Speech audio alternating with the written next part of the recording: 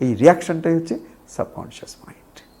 চেতনের আর একটা ফিল্ডটা কি, তুমি যখন রিয়্যাক্ট করো কারোর সঙ্গে, তুমি সঙ্গে সঙ্গে মানে তোমার অজান্তে তুমি কিছু বলে ফেললে, তোমার অজান্তে তুমি একটা কিছু করে ফেললে, এই যে তুমি না খেয়াল করে কিছু বলো, না খেয়াল করে চলো, না বুঝে কিছু করো, না চিন্তা ভাবনা করে, বাবা লোকনাথের একটা কথা আছে, ভাবিয়া করিও কাজ, করিয়া ভাবিও না।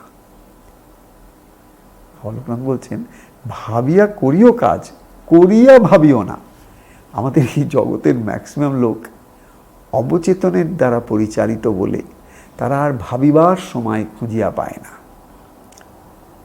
তারা না ভাবিয়াই সমস্ত কাজ প্রথমে করিয়া ফেলে, তারপরে দুঃখে বিষাদে ভাসিয়া থাকে। এটা হচ্ছে আমাদের সাধুবাদের কথা। তাতে কি আমাদের, তাহলে এখান থেকে আমরা নির্যাসটা কি নিচ্ছি আজকে?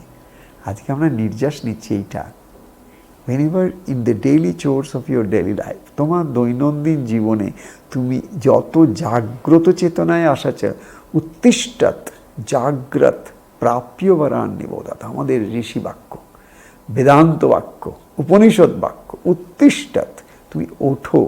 তারপরে কি বলছেন? জাগ্রত, তুমি জাগো, তুমি যারা হিন্দিতে বলে না, পহলে তো হোশ মে आओ, तुम बेहोशी में रहोगे